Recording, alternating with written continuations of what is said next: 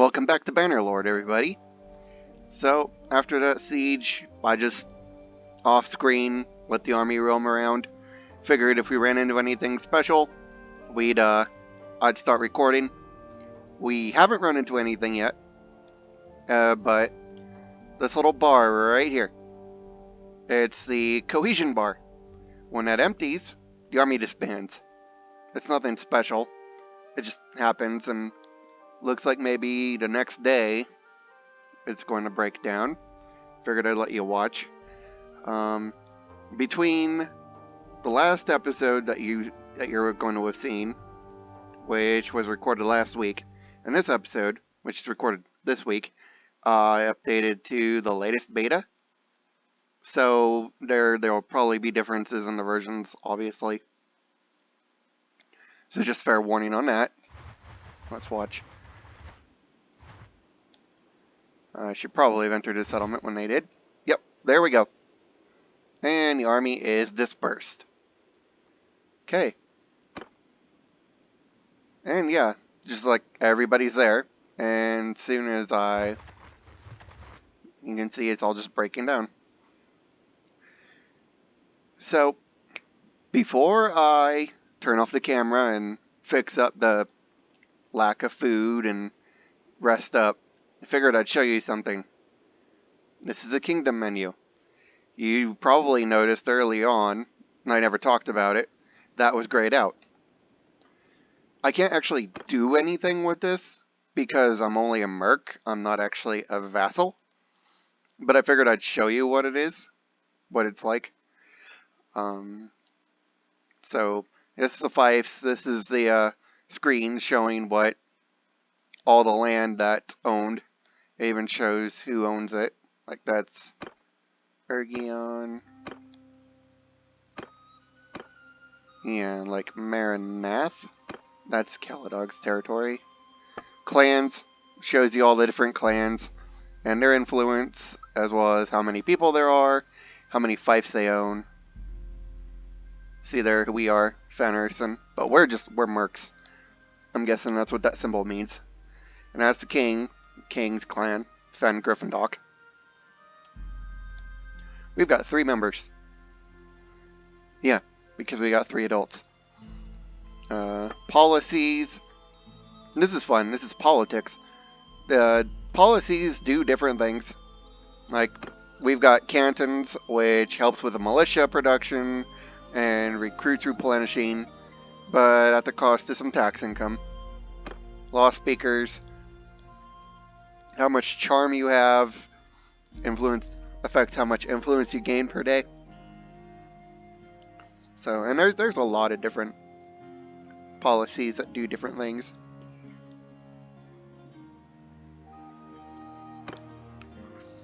Senate's one that I like because anything that gives you more influence is a good one. One that I like. You know, like Lord's Privy Council, Senate. Military Chronai, you gain more influence from military achievements. And what happens is, like I said, right now I can't do any of this because I'm not a vassal. But once I become a vassal, I can trade influence to do stuff. I can trade it for this stuff. I can trade it for, like, when we take territory, or, yeah, we can bring forward proposals to give land to someone. And propose, that costs 200 influence. And you gain a lot of influence from battles. Armies, this will show us who's where. I will probably not join her yet. I'm going to rebuild my army. And diplomacy, this tells us who we're at war with, who we're at peace with, how strong we are compared to them, how many soldiers we've killed, how many sieges we've succeeded at, how many raids. You haven't seen raids yet. We will get into them eventually. Yeah, we're definitely not gonna make peace with them. Definitely not. So, and of course from here I can also, if I want, I can leave the kingdom and break my mercenary agreement with them. But I don't want to. Hold on. Tribute. Yeah. This means that we sued them for peace and we're giving them tribute. I like that system. It used to be, it was pretty easy to, like, declare war on somebody, take a little bit of land, and then if you're willing to pay enough up front, you could have a peace with no lasting repercussions to it. And then, once you'd recovered, you could just do it all over again, very quickly. But I can see why. That's what that is. Those are wars that they're in. But it's definitely a good thing that they've changed that. So now you have to pay tribute if you're the one suing for peace. So good. Yeah, they're doing a lot to fix the exploits, and I like that. Anyway, so I'm gonna recover and see if I can do anything with the loot I've gotten, and I will see you on the other side. So I'm in the smithy, and I figured I'd show you something real quick. So you see how I've got that stamina, 29 out of 100? I could actually, if I wanted to, switch to other clan members and have them do bits and pieces. Like if I want my niacin, start building up some smithing skill and smelting stuff down, so I could focus my main character on doing the actual smithing. We could do that. Although I don't want him to refine, because I've got the skill on that. And I just figured you might want to see that. It's pretty cool. So, hey, everything's already smelt. So, I will see you in a little bit. Alright, so I did a lot of smithing. You can see I've got a good amount of money. I only left Maranath because I ran out of hardwood. Well, we've got some looters that are going to be troubling the area anyway. Might as well deal with them. And show off the brand new weapon we've got. And I'm having trouble catching up. Oh, right. Hold on. Might as well show this off while I got it. So, a couple of my captives are willing to join up. Recruit him. Recruit him.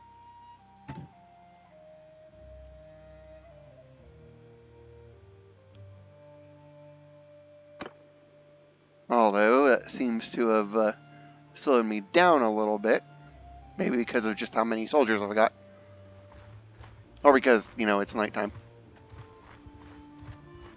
But there we go. We're a little bit faster now. I say this. As we're just totally not. But there we go. Okay, surrender or die. Let's just say that I unlocked a new sword recipe. And I got a little bit longer sword again. It's the hilt that got longer. It was like 7 points longer, I think. So not much, but every little bit helps.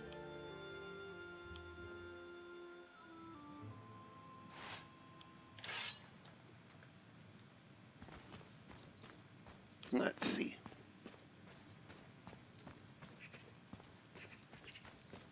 Well, that's showing off the cool, they said there was a new formation setup. So this is showing off that it's even better. You got your skirmishers in the front, your infantry in the middle. You've got your civvies in the back, and these two are part of the civvies. Although Niacin's part of the range. Infantry! Right? Infantry! Oh yeah. Right, and it's Militia Archer. He's a... oh man.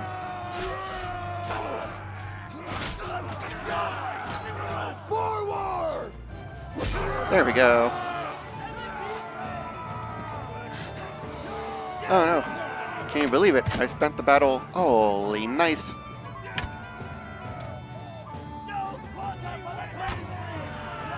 Aw, come on. Almost. But seriously, just check out that bad boy. Ah.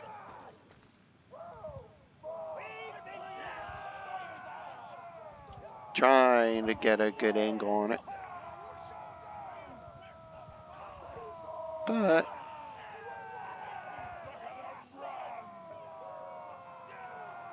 can you tell that these little battles just don't matter anymore? We'll find a bigger one. As it is, I forgot to trade in the captives that I did take from the siege anyway, so might as well sell those guys off and go from there. I also leveled up a couple of skills in the interim. Oh yay. Another prisoner. Retrieved. Okay. Let's see. A militia spearman. Go with infantry. Might as well. Landing infantry also goes there. And get them slotted in. The militia spearman, he doesn't level up. There is no leveling up for him. Let's see. The Vlandian militia archer, crossbowman. So definitely it goes in the tier 2 slot with the rest of us. Although, not necessarily? I'm trying to think. Yeah, he'll go in with this. He just won't be able to keep up with us because he'll be shooting his own weapon and reloading. Because they're crossbowmen. And like I said, I left down because I ran out of wood. And they didn't have any. So I'm going to visit Varchag. Because we're not at war with those people. And I will see you on the other side. But here you can see what the new sword looks like when it's not being wielded. It's a little bit more difficult to make, and it's got a nice, a little fancier handle, longer hilt, 125 weapon reach instead of 116, so up by 9. It makes, I call it a long scimitar, and it wouldn't surprise me if there were even longer ones.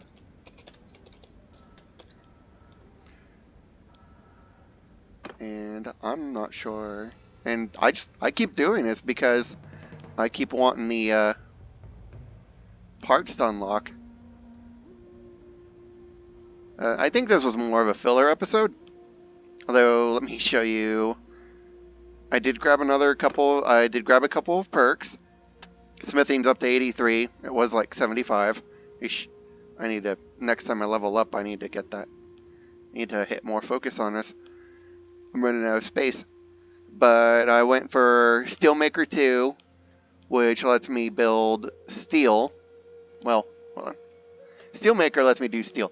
Steelmaker 2 lets me do fine steel with 2 units of regular steel. I also managed to unlock the next level in Steward. I took Drill Sergeant, which gives me +2 daily XP for all my soldiers, and cuts my garrison wages down by 5%. That doesn't matter yet, but it will when I've actually got a castle of my own. Because you need to garrison troops. Well, you don't have to garrison troops there. The militia does form and does grow over time, but you're still better off having some professional soldiers. Because the militia is not going to get any better than it is. So it's not going to tier up to like tier 4, tier 5, anything like that. But anyway, I think this was a filler episode. Did show off some new things, so that's good. showed off the new sword. Let me show you what the long scimitars sell for. Oh yeah, this is like 7,400, so it's not as good as the ones that I've been making. Like that's 8,000. The one I've got in my hand is like 9,000. And they just plop, and I'm making 74 just off this 7,400 just off this one weapon. That's just how ridiculously overpowered overpowered smithing can get. And then I can just really just need to finish upgrading my gear. I don't want those, but I'll take this. Well, actually, I can take the brass bracers. I can take a pair of brass for myself. And a pair of plate reinforced for niacin. Although I'm not sure. There we go. Retrim gloves. Let's see. She doesn't even have armor, so there she goes. And there we go. And that's another upgrade. Slightly better armor. And yeah, you can see I got like 44. I upgraded to a heavy mail vest instead of the Highland mail shirt, which I gave to niacin. I finally got him into a bear head too, so that's good. We're both carrying those long scimitars. You can see how far down that goes. It's just crazy. Like I said, I don't know how much longer the others are going to get. It'd be pretty awesome to see how far it goes. Like that's... I don't think it's quite to anime... Well, no, it is anime sword level. Goes from his head all the way down to his ankle. Or his calf, at least. And that's just crazy. You can tell I enjoy this game. Anyway, that's enough for today. I will see you next time. Have a wonderful day, everybody.